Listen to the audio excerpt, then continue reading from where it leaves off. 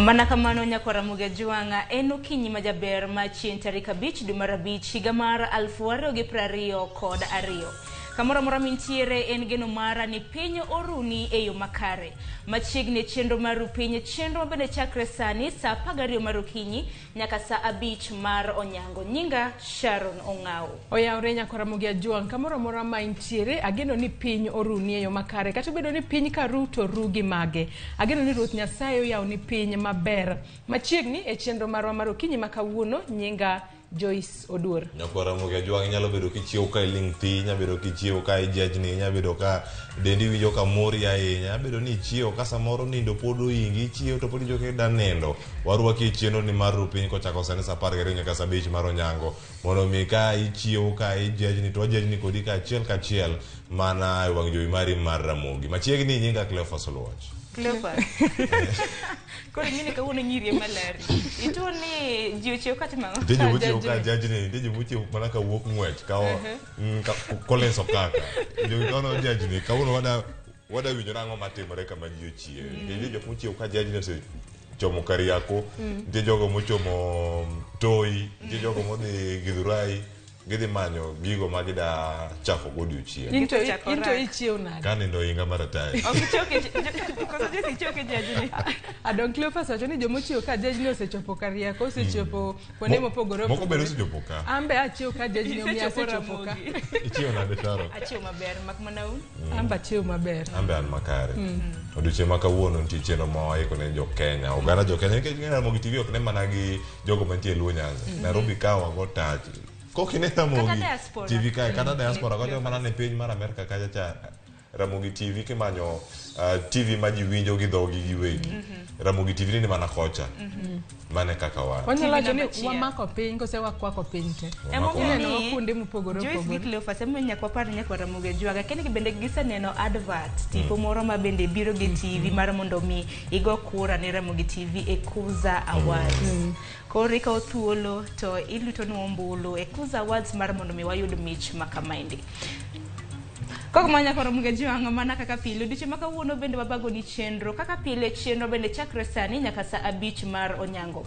Bang' mainde adhi kelo ni weche manyien bang' wantiere gi nonro mar gazet ma bende idhi kel kod Cleophas Oluoch. Bang'e wantiere gi chenro mar Ruu Piny nyadendi Joyce Odur nyalo na nyiso gi diche makawuono ibago ne giango. Twak mokwongo e chenro mar Ruu Piny nyako Ramogi Juanga kamoro amora ma intiere kaka waseng'eyo ni koth osebedo ka chwe kuonde mopogore opogore e kor gwenge ma pacho kae.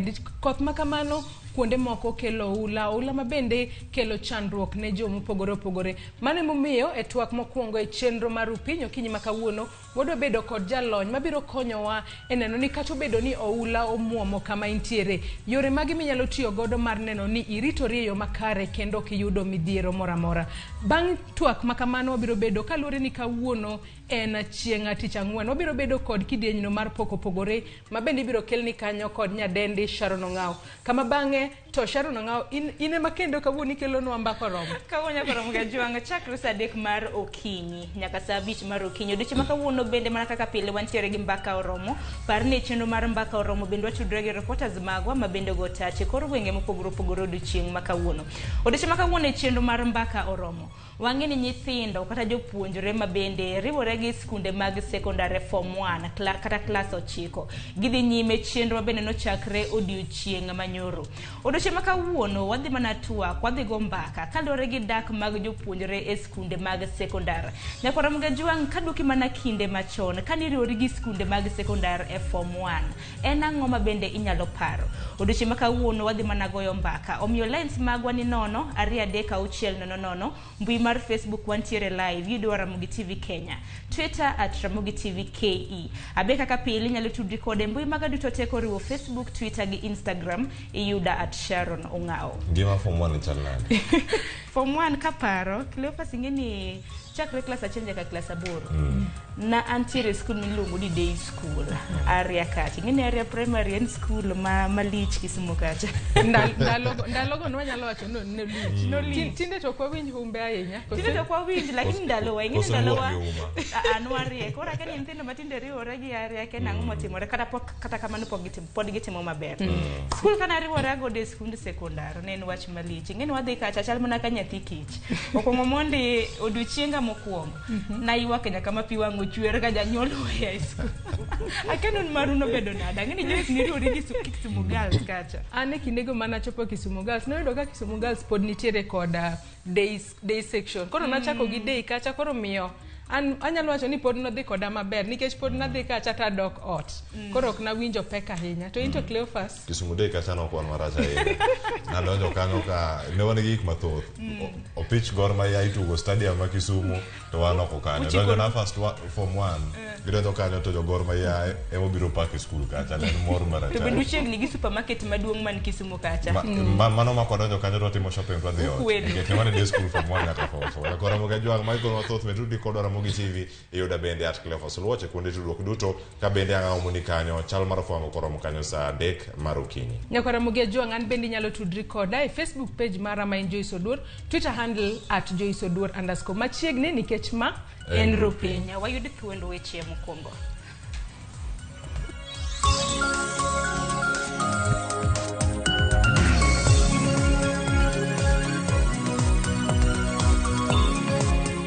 Nyathina nonego beni donje skul kaka wuono to kalure gi hali mar uchumi biro kwa nafas mondo miya thuolo matin mondo adhi aikra maber korka bi akele.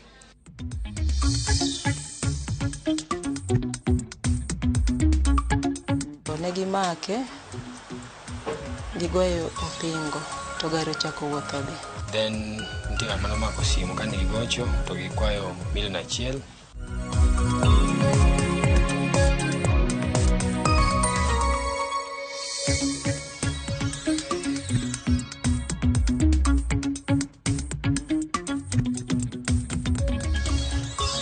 Mana kama nyako Ramogi Ajwang machiegni e weche manyien okinyi makawuono nyinga Sharon Ong'aw. Kwachaka ni duol mar bad migao mar doho JSC ondiko barua ne jatend piny Kenya mar dwaro mondo ochuga aput moro mabiro timo nonro matut ne jang'ad bura Said Juma Chitembwe kalure kod chind mibadhi ma osebedo kamiene. Ogai mar doho Martha Koome okone lipot mane ochiwnegi olero moko kuom mibadhi mamieno jang'ad burano. Simfros Okinda nigi ler mar wachno. Jang'ad bura Said Chitembwe oyudore kama tek ka koro weche moko mag mibadhi miene kendo duol mochung' ne bad migao mar doho mano Judicial Service Commission dwaro ni medno ne gi aput makende. Higa mokalo gavana machon mar kaunti ma Nairobi Mike Mbuvi Sonko ne otero bura e doho kano wacho ni Chitembwe ne okone ni bura mane oyie mondo gole kaka gavana ma Nairobi onego ket thenge nikech burano ni nitiere kod achune gi mibadhi. Bende JSC ne oneno mar timo nonro ne picha mag video mane luorore mbui mar oganda mane omako Chitembwe ka gombaka gi jomoko e wi bura mane rek dhi nyime e doho ataro mar chik. Yuak machielo ne otere doho kod Francis Wambua mane wacho ni jang'ad burano osejuki kaloso e wi buche mane otere nyime kod joma moko ma ok ne onywandi e burano kod weche mamoko mag mibadhi. Jatend piny Kenya Uhuru Kenyatta koro kuom ndalo 14 biro golo wach e wi dwaro mar chuogo aput mar ji 7 mondo non jayal bucheno. Chitembwe ibiro chulo saranus nyaka chieng' duolno tiek nonro makamano mondo ng'e ka iriembe tich koso eduoke. Bende buche duto ma oyalo sani ibiro duok ne jayal buche maduong' Lydia Achode. Kadipo ni duolno biro yude kod ketho, Chitembwe pod ni kod ratiro mar dok e doho mondo owinj wachne manyien. Simfros Okinda, Ramogi TV. Wadhi nyime kama bendo idoni ogai mar Azimio la Umoja One Kenya Alliance Raila Odinga koro gisani eri koro opwoyo yo mar winjruok e kind duond buche mani e riwruogno. Nowacho ni winjruok biro neno ni duond buchego moro ka moro oyudo kombe e yiero mabiro. Raila ni oloso e romo mane obedogo gi jotelo moko mawuok Nyeri ma bende osingo medo sire lwedo. Eric Owenga nigi ler mar wachno.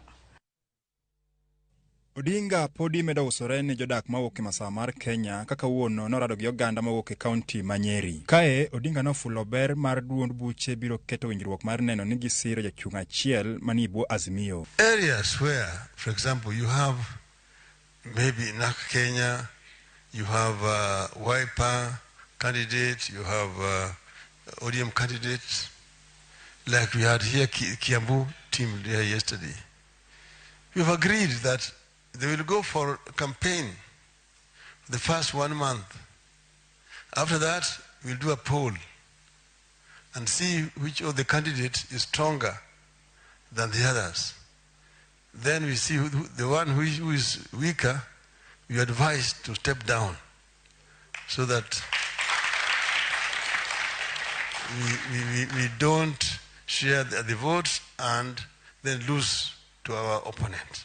Kendo nolero ni winjruok oseketi kaka gibiro tiyo e yiero mabiro. The areas like we find in Nakuru, that if ODM fields candidates there, then the Jubilee candidates and ODM will share the votes and likely lose to our opponent. So therefore, ODM does not field some of those areas.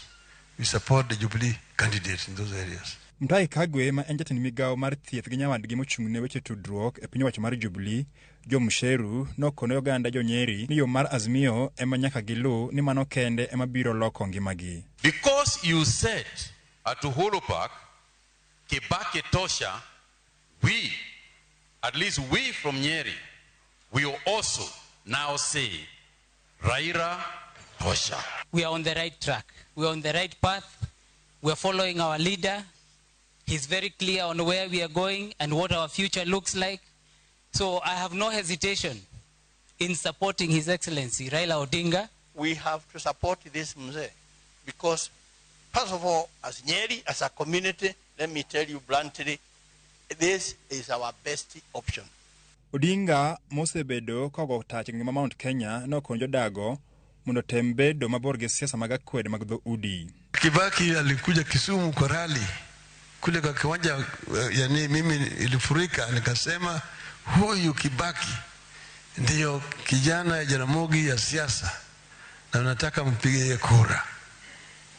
Wajaluo walipiga kura 98.5%.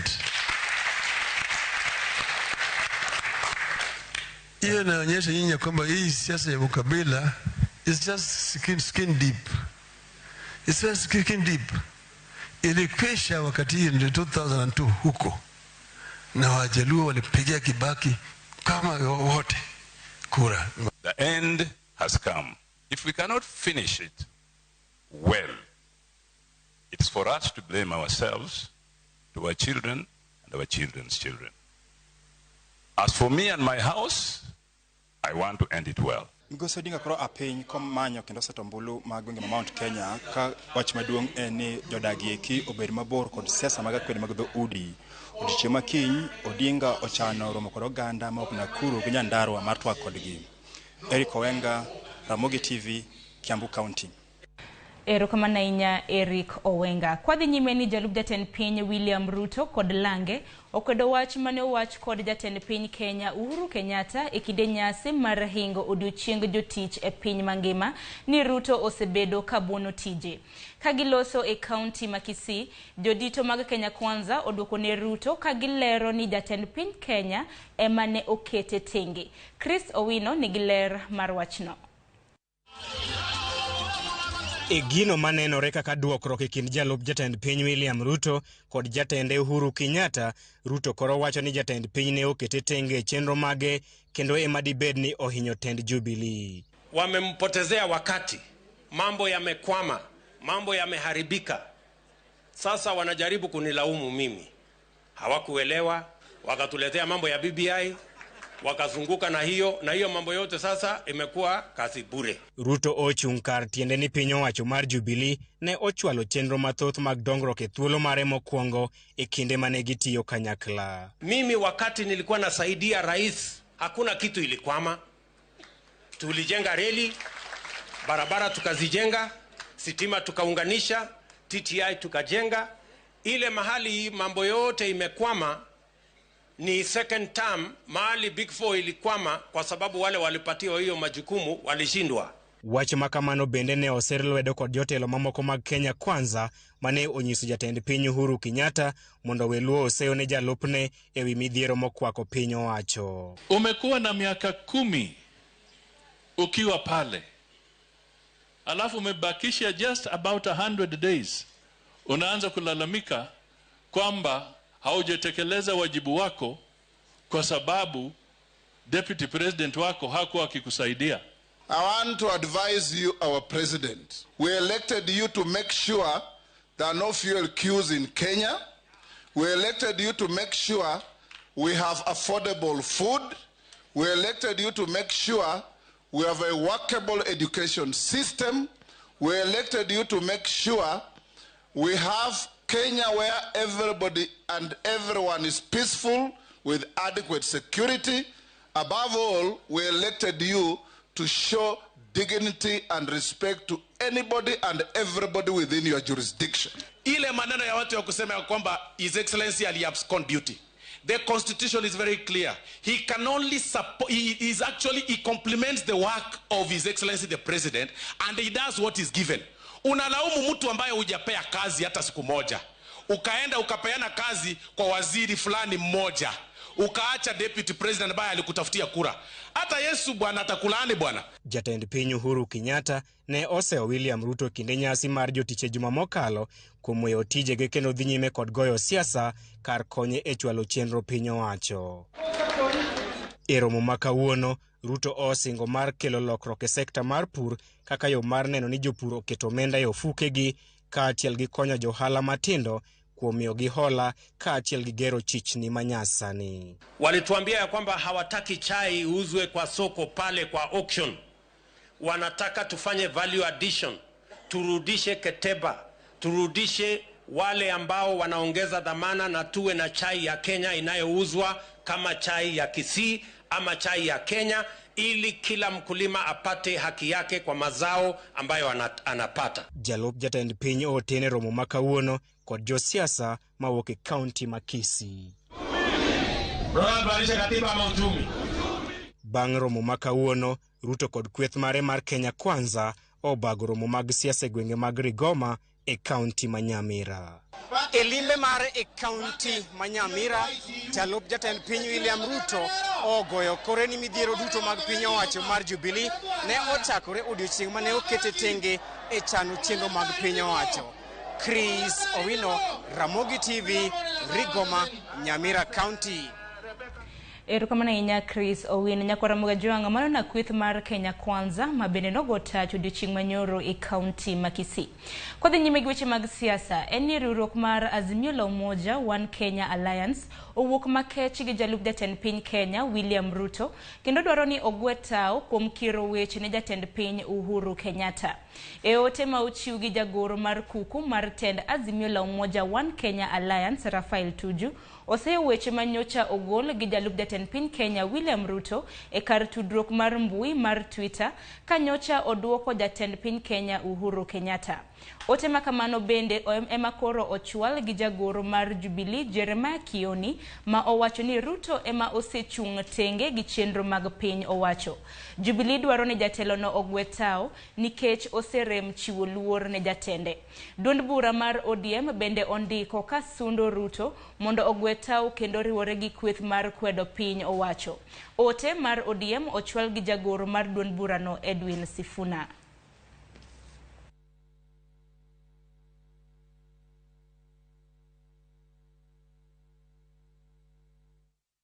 Kopogre gi mano, eni kamiti manyocha ochuogi ne manyo jalup Raila Odinga e riwruok mar Azimio la Umoja One Kenya Alliance koro ne obedo gi romo mare mokwongo odiochieng' manyoro.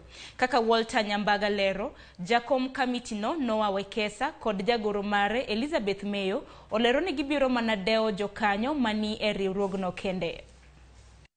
Kamiti mochwogi kod jatend Azimio la Umoja One Kenya Alliance Raila Odinga ma idendo ni Azimio la Umoja Secretariat kawuono ne obedo kod romo madundo kendo podho Noah Wekesa kaka jakom kamiti no. Elizabeth Mayo is the secretary to the committee and Paul Mwangi is the legal advisor.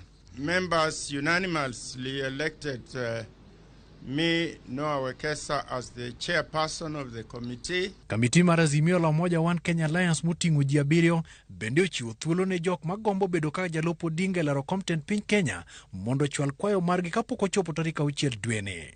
The committee requests any constituent party members of the Azimio la Umoja One Kenya Alliance that wishes to nominate any person for consideration as a candidate for the position of Deputy President of the Coalition to submit the name of such a person by close of business tomorrow. Jakom kamitino nao ekesa kod jagoro mar Elizabeth Mayo olero ni gibiro mana kawo jogo manie duond buche mokelo kanyakla riwruok mar Azimio la Umoja One Kenya Alliance. The committee shall only consider candidates who are members of the constituent party, members of the Azimio la Umoja One Kenya Alliance. Nyaka sani, moko kuom jogo mosenyiso dwaro mar bedo kaka jalup jatend piny e ng'we laro kom tend piny Kenya okelo kanyakla gavana ma Machakos Alfred Mutua, Ali Hassan Joho, ma en gavana ma Mombasa, Kalonzo Musyoka ma en jatend Wiper Party, Martha Karua, motelo ne NARC Kenya, kod Peter Kenneth, mane en jaod bura machon Magatanga.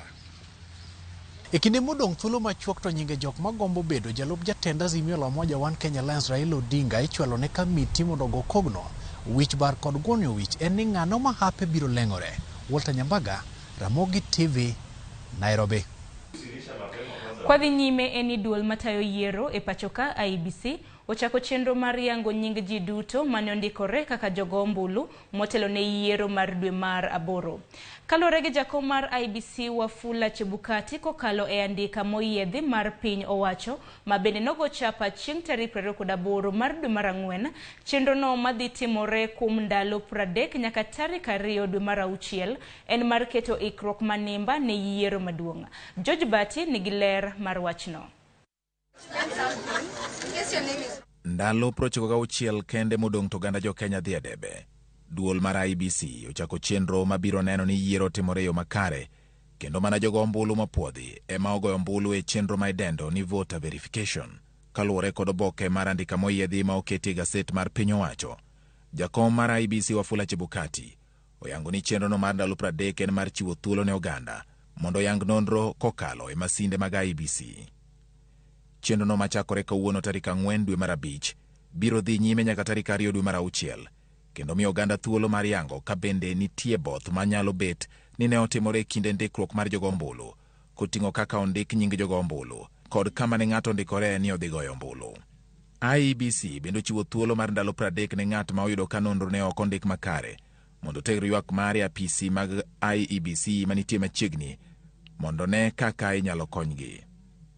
Mondo chiw thuolo ne jopiny mar yango nonro gi kaka jogo ombulu, IEBC ochungo chenro duto mag ndiko jogo ombulu manyien e pachoka kod pinje maoko kochakore kawuono tarik 4 dwe mar abich higani nyaka tarik 13 dwe mar adek higa manyien mar 2023. George Bati, Ramogi TV.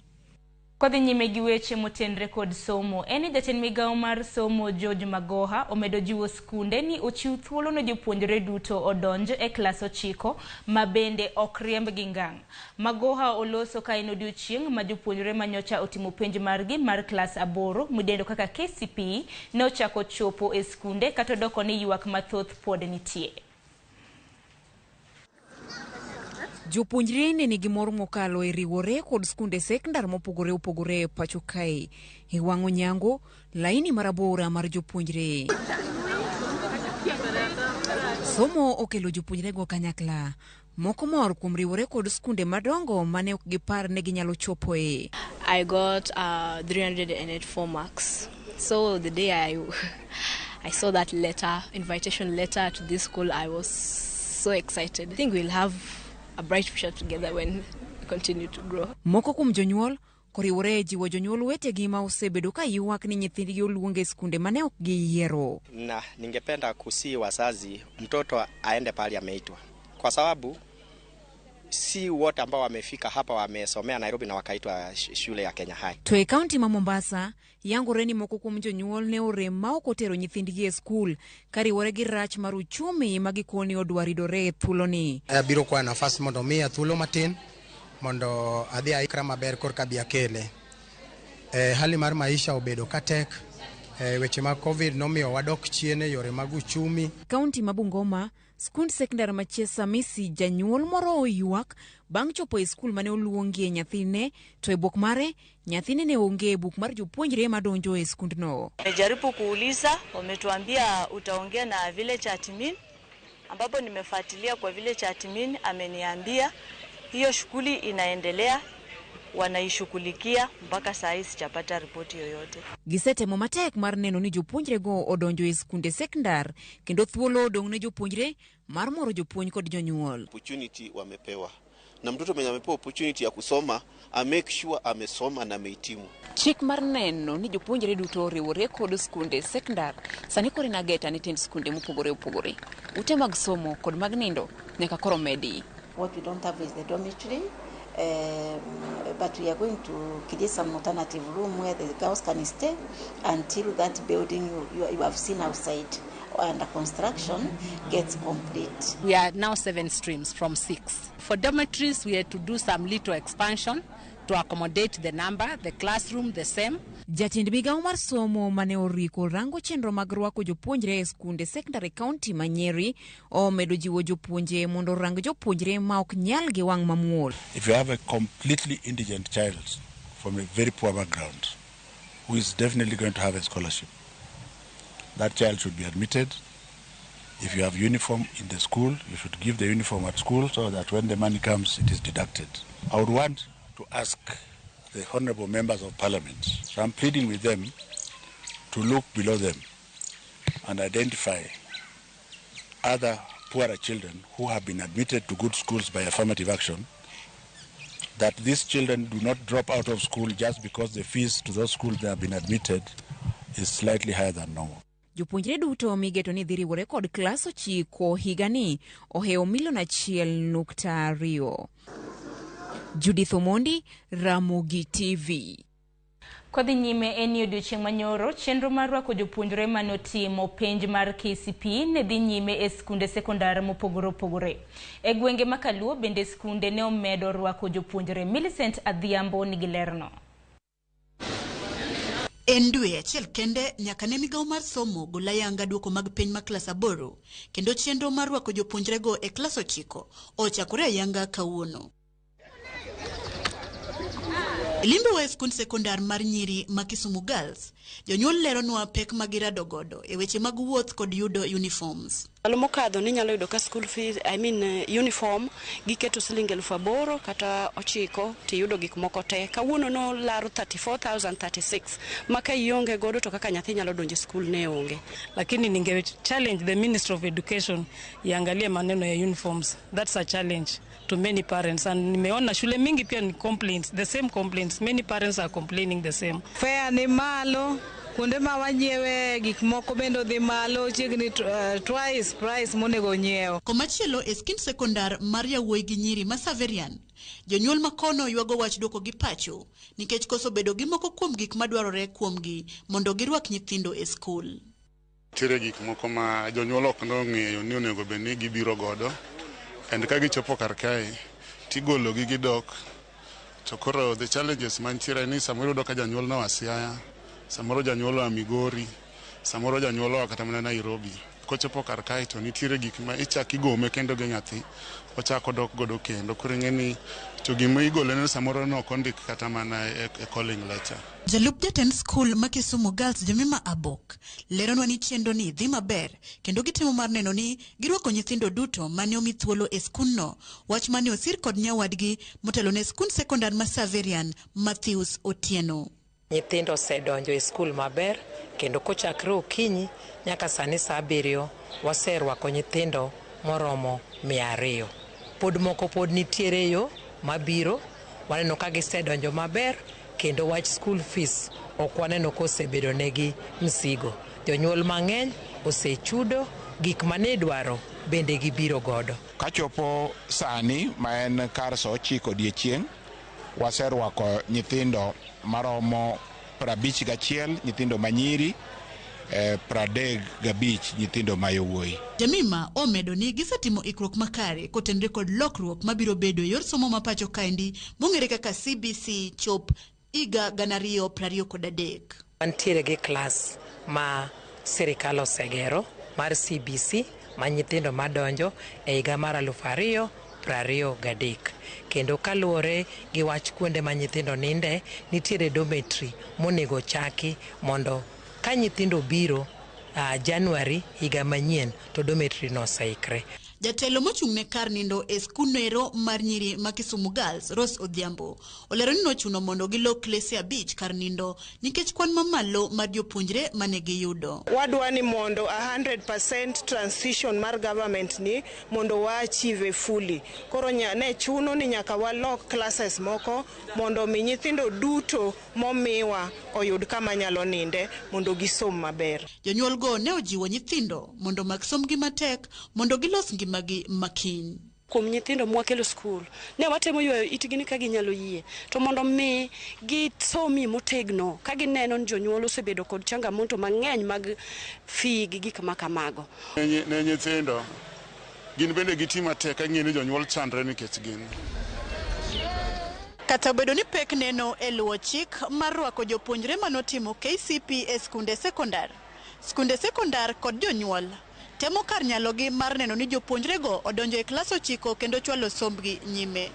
Millicent Adhiambo, Ramogi TV, Kisumu. Ajwang' par ni odiochieng' ma kawuono en odiochieng' mar 2 ma bende jopuonjre mag skunde mag sekondar riwore e klas 9. Koka manano ka moko kuom osemole chenro ma kama indi achiel kachiel e mbui marwa mar Facebook, Raftif Japicha iwacho ni neno Ruu Piny kintiere Awasi kendo wacho ni koth e mang'eny sani koro wabed gi ikruok motegno. Sultan Nasiri Mbenani ni kanyo wacho ni neno achiel kachiel e kaunti ma Migori Kopanga Boda. Raila Mandhiwa iwacho ni Ruu Piny Cleophas Joyce to Sharo naneno makare ka intiere Kanyadoto Nyarungi School mano mantiere e sub county Mandhiwa. Feno Mosh iwacho ni Ramogi TV ler kendo neno e yo makare. Onjiko Jaunge benda neno kanyo Jokanyanam Women benda neno kanyo. Faith Mulwa benda neni Poliam Kakakaro iwacho ni good morning ineno TV e yo makare. Nyakora Ramogi Jwang' par ni chenro pod dhi nyime, chenro pod ielach gilakse gito dhi koyo matina kata kamano bang' ma wadhi bedo kod nonro mar gazet ma bende idhi ta kod Cleophas Oluoch. Odiochieng' ma kawuono wendo ma bende entiere godo en jafwambo mar nyakalondo mar Ramogi mano Collins Okaka. Kik dhi mabor.